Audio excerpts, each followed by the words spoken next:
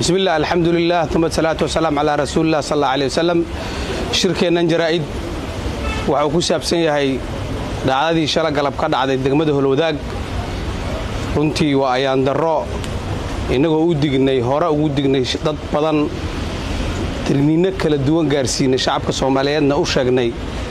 in caasimadan iyo dalkan iyo dadkan baysan u baahnayn qalqalgelin amni iyo qori iyo xabad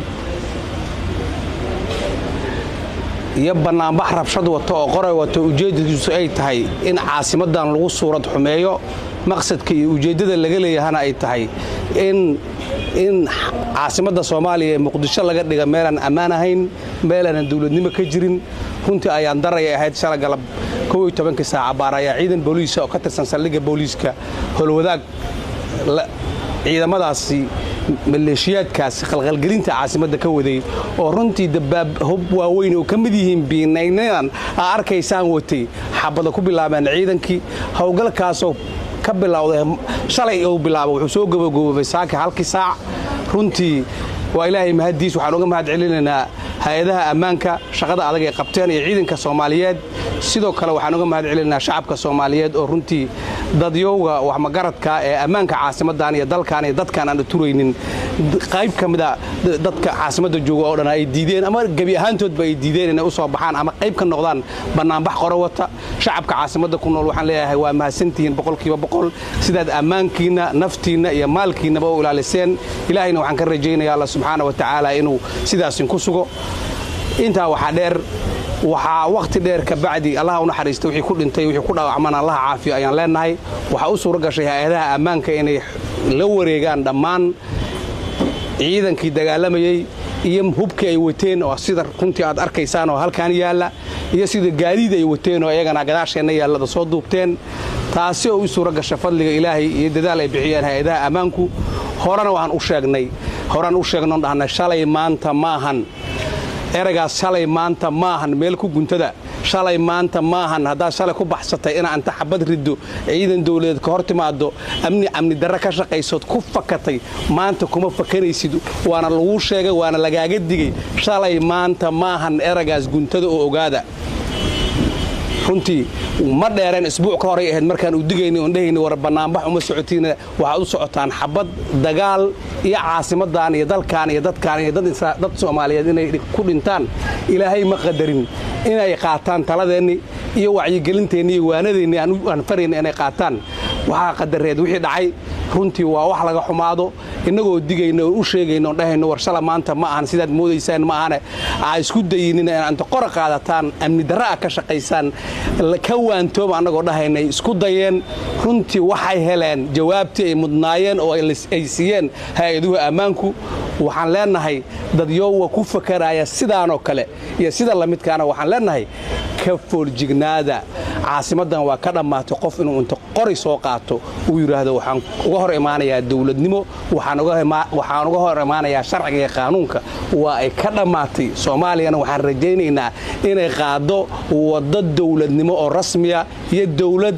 iyo shacab iyo dawlad iyo mucaarad ka soo horjeedo laakiin wax naqdiyo on qoray wadan runtii waa ayaan darro inaan 2026 30 sano ka bacdi oo dawlad dhisa inaan maanta ku fakarayna inaan qori aaradis caasimada Soomaaliya ka ridno waa ay soo dhamaatay arintaas shacabka waxaan uga digaynaa mar labaad iyo mar saddexaad iyo mar afraad waxaan uga digaynaa inaysan qori soo qaadan inaysan ku waantoobin dadka wiilasha yarka oo la qaldaay inay ka waantoobaan waxaan iyo waxa la midka waxa u dambeynaysa sidaan iyo si lamid ah intaas waxa dheer howlgalkan waa qaybtii koowaad qaybtii labaad waa dhiman tahay waa minraayo haddaan u soconaa insha Allah ta'ala waa la soo gabagabayn doonaa ciidamada meesha ku jiro waxa leenahay qof kasta oo naftiisa inuu la baxsada raba iyo hubka uu haystaba ciidanka ka soo horjeeda ciidanka dawladda ka soo horjeeda ha u tago hana isku dhiibo option aan ahayn oo kaas u banaano ma jiro qof kasta oo qora sharci darra haystana fursado maanta haysta inuu yimaado oo isu soo dhiibo oo yiraahdo qoragaana sharci darra haysta laga qabto hadii lagu yimaado gacan sharciya lagu qabanaya markaad qoray sharci darra lagu yimaado waxaan marka fariintan farayaa wiilasha yaryar ee miniraaya jooga ee la soo qalday ee qaar kamida ay dhalinyaro yihiin ee loo adeegsanayo runtii in dalkan iyo dadkan lagu dhibo waxaan leeyahay fursadaad haysataan saacad idin dhiman amal saacateen 2 saacadood hubka iyo qoryaha wadaana soo dhiiba saldhigga booliiska Cabdicasiisna imaada taasan talaan ku siinayaa in faraynaa haddii ay noqon weysana sidaan aad maanta arkaysaan iyo si ka daran aad la kulmi doontaan marnaba waxaan leenahay shala maanta ma ana warjooga ka jooga digniinteena qaata shala diidaneedeen digniinteena maanta idin digaynaa markaan leenahay shala maanta maahan hadallada aan dhahayno awaamirta aan bixinayno maahan kuwa afka laga dhahayo waa kuwa ficil la socdo oo aad bari arki doontaan sida maanta u arkaysaan oo kale waxaad haysataan fursad hadalka aan dhahaynaana waa fursad qaaliya qoryihiinana soo dhiiba kana soo taga dadka raba inay dhiigiina iyo naftiina inay ku meel gaaraan oo shacabka hooyadiin iyo aabihiin iyo walaalihiin inay ku dhex dagaalamaan raba ee idin dhiibo qoryahana waxaan idin leeyahay ka soo taga naftiina iyo shacabkiina iyo dalkiina iyo dadkiina u tura maalinta gacan la ku soo dhigo cafis ma jiri doono maxaa yeelay waa la idin siiyay cafis dambe oo idin haray ma jiro marka gacanta la ku soo dhigo haddaad dirirtaan haddaad madax tihiin iyo haddaad askar tihiinba dhammaantiinba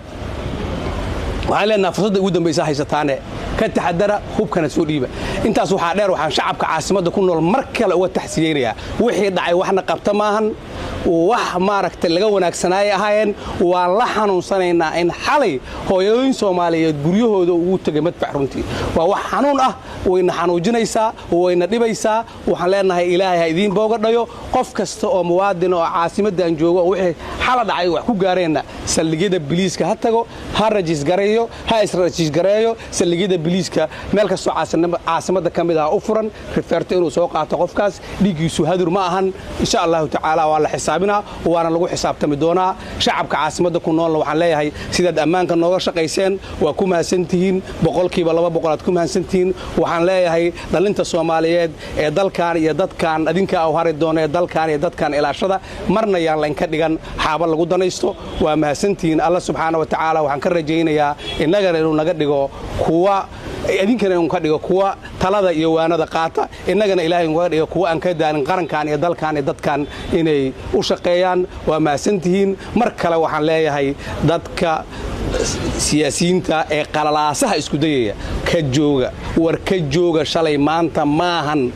qoray waqtigiisii waa dhammaaday qoray caasimadan dalkan lagama ogola waqtiga qorayga waa laga soo gudbay waxaa la joogaa waqtiga aragtida waxaa la joogaa waqtiga aqoonta waxaa la joogaa waqtiga fakarka waxaa la joogaa waqtigii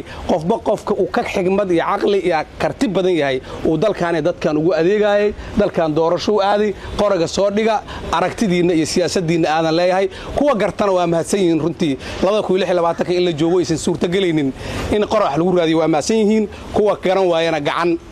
ayaa lagu garansiin doonaa insha Allah ta'ala waa mahadsantiin